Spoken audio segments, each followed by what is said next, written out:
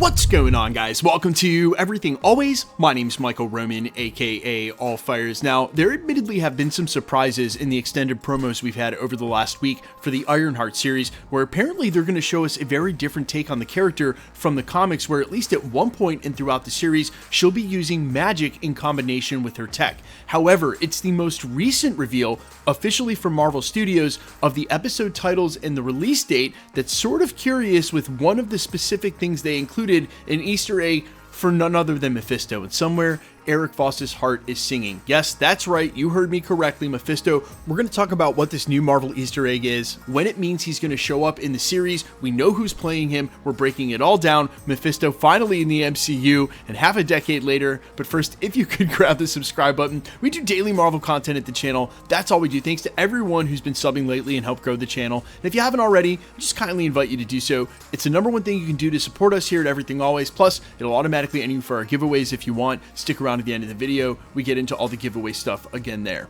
Okay, so yesterday Marvel Studios officially dropped the episode titles and release dates for the upcoming Ironheart series. The first 3 episodes drop on June 24th, called Take Me Home, Will the Real Natalie Please Stand Up, and We in Danger Girl.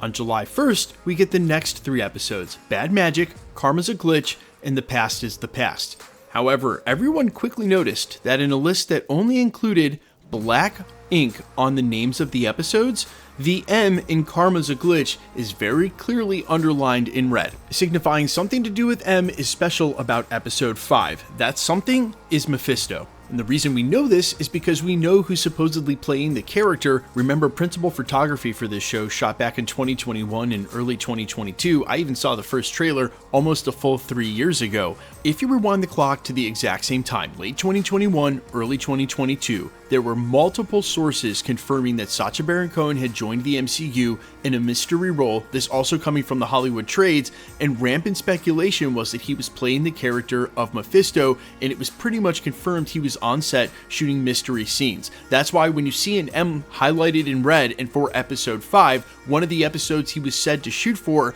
it definitely makes it feel like there's some validity to those rumors. So as much as we're all snakebit with the rumors of Mephisto during WandaVision, and no more so than Eric Voss admittedly himself, we are now in a place where the rumors of Mephisto are now lining up with something Marvel Studios has officially done. Now, there's also reports that we may just see him as Sacha Baron Cohen, basically in human form. Some people had erroneously reported that he was the new owner of the Avengers Tower, and we know from Thunderbolts' recent release that that's not true, but we may just see him in a human form, or basically in a suit and a tie, not full Mephistopheles style, which, to be honest, I think would make a lot of sense. But they have shown that they're willing to go for it with the CGI, both with the tech and the supernatural already in the trailers and promos we've seen. So maybe it's not out of the question we'll get a CGI render, especially if it's only for a short time. Sadly, my experience with CGI on Disney Plus, I'm not going to give them the benefit of the doubt, because up until now it has not been great. But I also said of what I've already seen of the footage in the trailers, the CGI actually looks legit, and it does seem like they're leaning into the supernatural, again, even more than normal.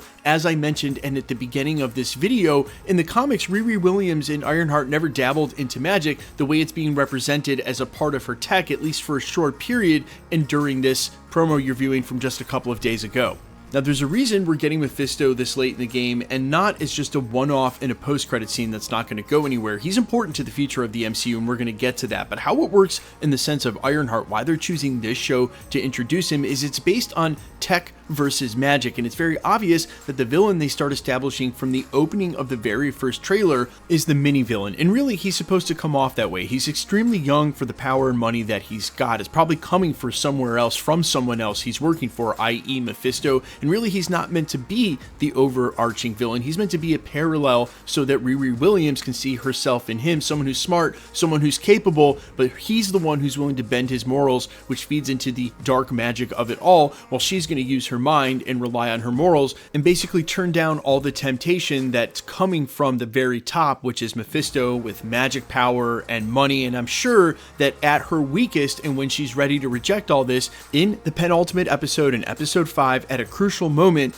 That's when Mephisto will show up to try to tip the scales himself, because he'll see it's a delicate balance and she's probably in her moment of strength going to reject that as part of her hero's journey and realize that she can do it all herself with her brain and technology. She doesn't need magic. Speaking of which, while the show is meant to be the intersection and juxtaposition of those two things, magic and technology, in the narrative, the show, in a sense, is sort of a connection of different parts of the MCU, where she featured in Wakanda Forever, but now also ties it over to the Young Avengers, and in some right also ties it to, say, projects like Werewolf by Night, and what could be the possibility of the future Midnight Suns, where Marvel was exploring a different corner of the MCU with projects like Werewolf by Night and horror, or the supernatural with Moon Knight. That is all said to lead to a project down the road, even with the delays to Blade, where they'll all end up teaming up in a Midnight Suns film. And it's very likely that this early introduction of Mephisto now is just the tip of the iceberg, so to speak, and the beginning of that character's story. And while it probably won't be addressed again